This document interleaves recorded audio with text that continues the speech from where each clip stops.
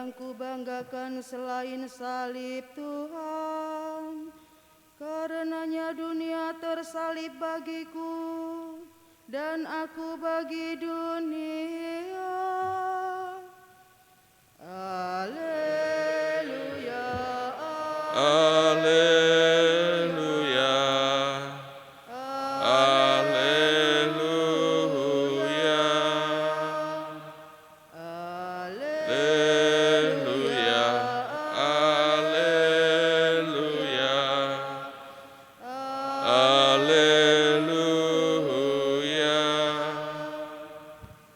Tuhan bersamamu. Inilah Injil suci menurut Markus.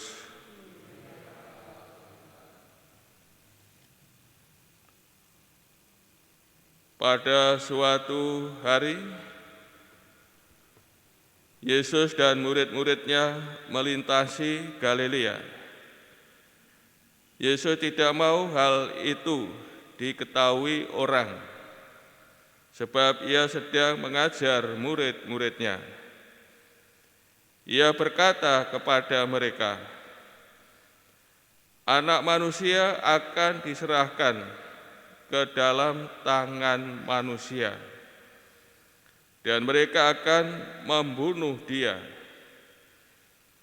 Tetapi 3 hari setelah dibunuh, ia akan bangkit. Mereka tidak mengerti perkataan itu, namun segan menanyakannya kepada Yesus. Kemudian Yesus dan murid-muridnya tiba di Kapernaum.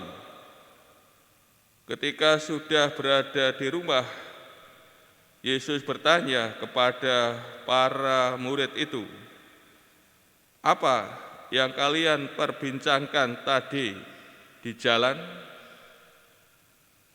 Tetapi mereka diam saja, sebab di tengah jalan tadi mereka mempertengkarkan siapa yang terbesar di antara mereka. Lalu Yesus duduk dan memanggil ke-12 murid itu. Katanya kepada mereka, "Jika seorang ingin menjadi yang terdahulu, hendaklah ia menjadi yang terakhir dari semuanya dan menjadi pelayan semuanya." Yesus lalu memanggil seorang anak kecil ke tengah-tengah mereka. Kemudian ia memeluk anak itu dan berkata kepada mereka, "Barang siapa menerima seorang anak seperti ini demi namaku, dia menerima aku. Dan barang siapa menerima aku, sebenarnya bukan aku yang mereka terima, melainkan Dia yang mengutus aku." Demikianlah sabda Tuhan.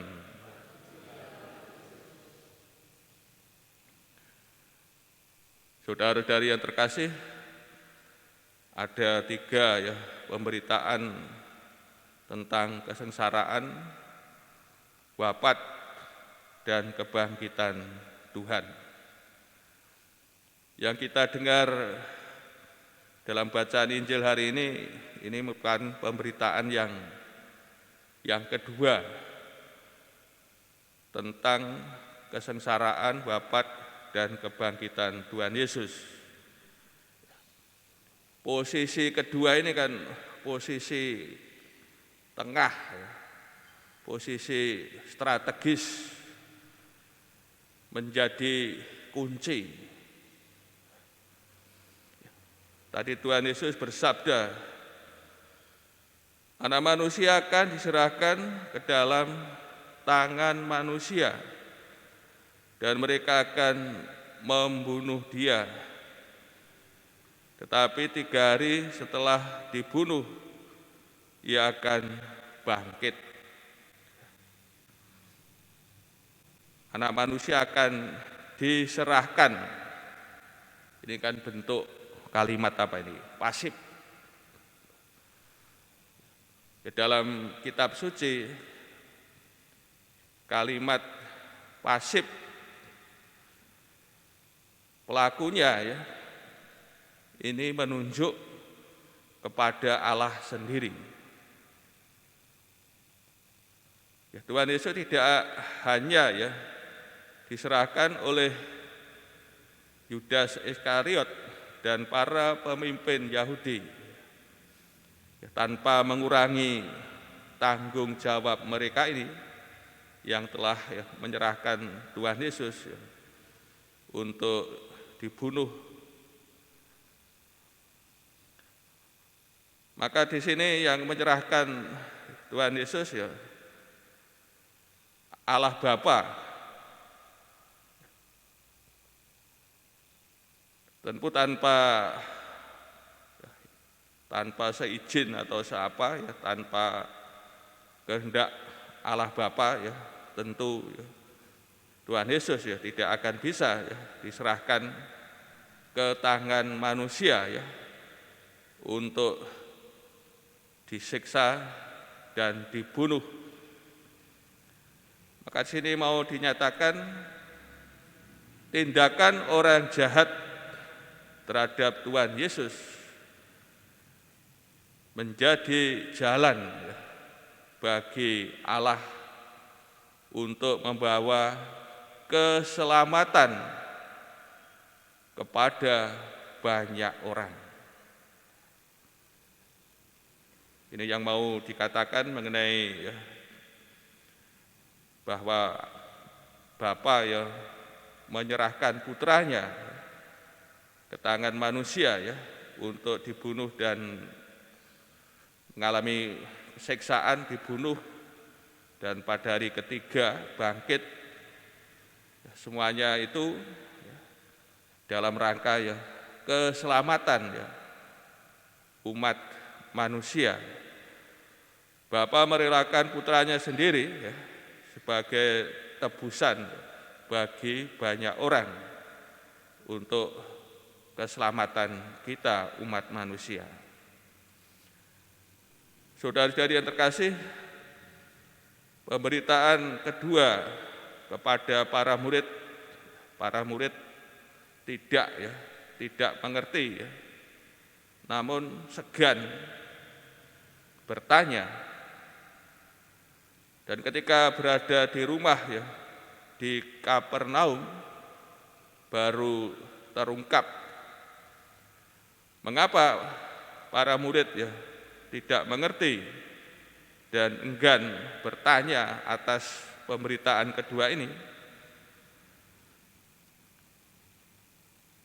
Yang terjadi dalam diri para murid, pikiran dan hasrat mereka tentang kemuliaan, kekuasaan, sedangkan yang disampaikan Tuhan Yesus kepada mereka adalah penderitaan, sengsara, wafat,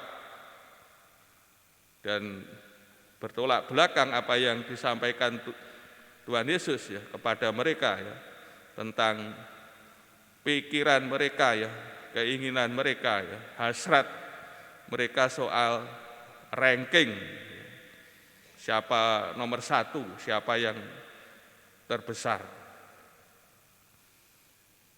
Dan atas hal ini Pasien kasih, Tuhan Yesus tetap mengembalikan jalan para murid seperti jalan yang akan ditempuh oleh Tuhan Yesus.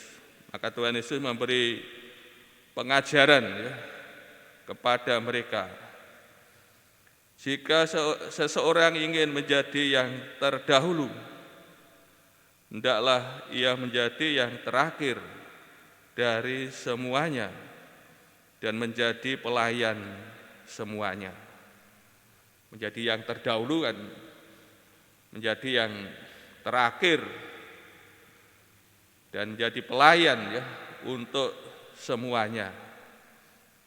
Ini kan sebenarnya bertolak belakang menjadi yang terdahulu, menjadi yang terakhir untuk semuanya.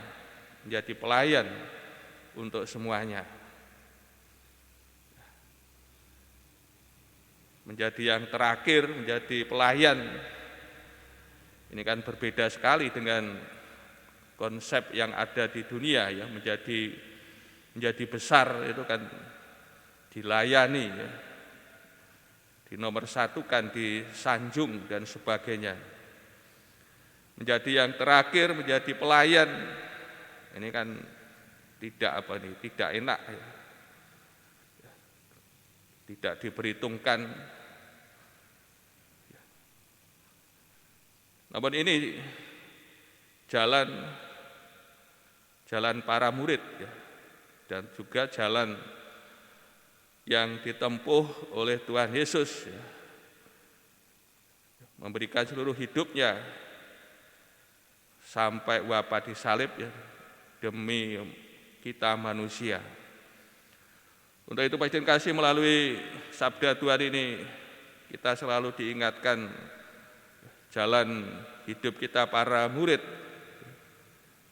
sebagaimana jalan yang telah dilalui oleh Tuhan Yesus, maka kita pun juga diajak ya untuk menempuhnya ya, menjadi yang terakhir, tidak diperhitungkan ya, menjadi pelayan, menjadi hamba, menjadi batur.